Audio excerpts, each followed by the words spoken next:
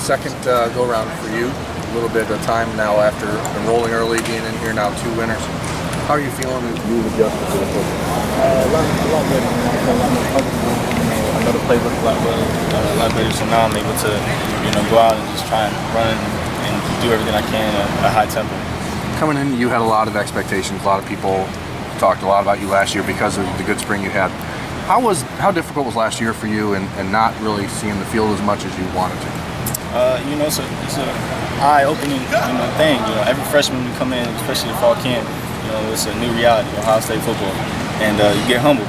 And it's for me, it's just do whatever I can to become expectation, which is is Mike Thomas, and whatever I can to just keep getting better and better. And that was my fall, was just keep getting better, learning from Noah Brown and the guys above me, and trying to help motivate the team so that, especially our unit, helping every weekend, every week, coming out and doing what we can.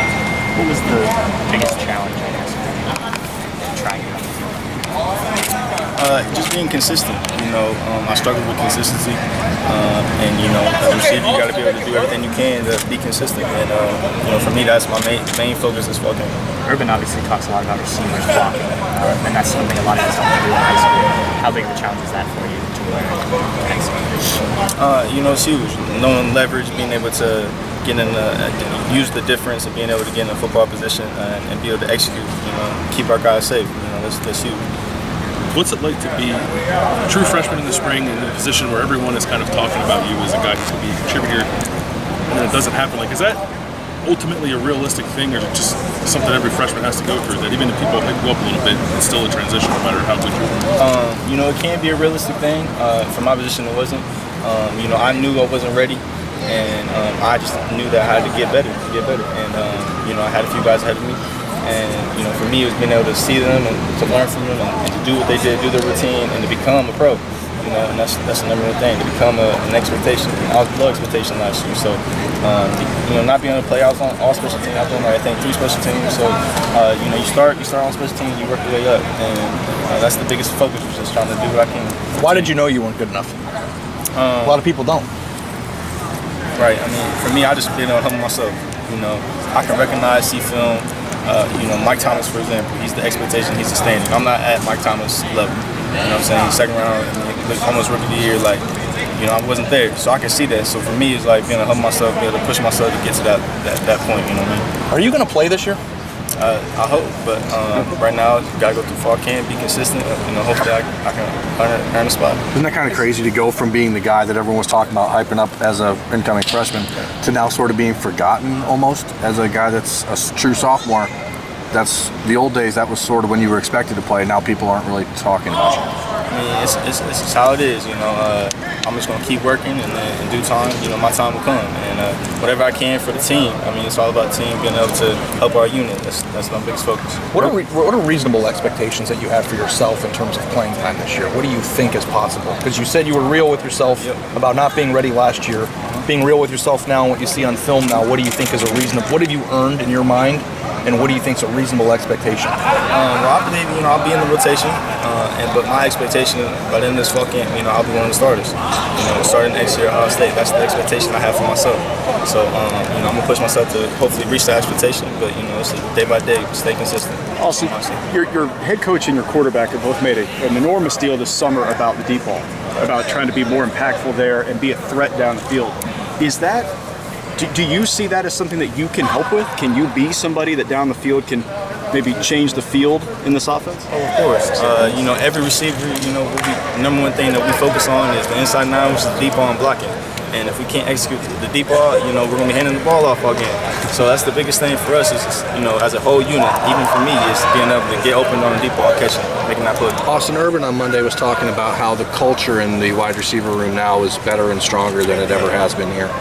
How much of that have you seen change in just your short time here? What do you think the difference has been? Tremendous. And, I think it's a lot of guys just buying into, the culture, buying into, what Coach Meyer wants in the whole room, what Coach Smith wants in the room, and the expectations. And, it's great being able to see who our leaders now with Terry and Paris. They're huge motivators, and they're always pushing our whole unit to, strive for a high expectation. So it's pretty cool seeing that culture now. I feel like there's been, I think, 5 receivers drafted the last couple of years, but if you if you drop in a message board or something like that, you see a lot of criticism of the receivers. Do you feel like that's warranted, or you guys getting a bad rap? Or? You know, people say what they say, but we can't control that. All we can control is what we do and put out on Saturdays. And what we're going to do is hopefully this year, you know, we got some new game plans, but we're going to do what we can to be the best receiver group in the country. You know, be wide receiver U.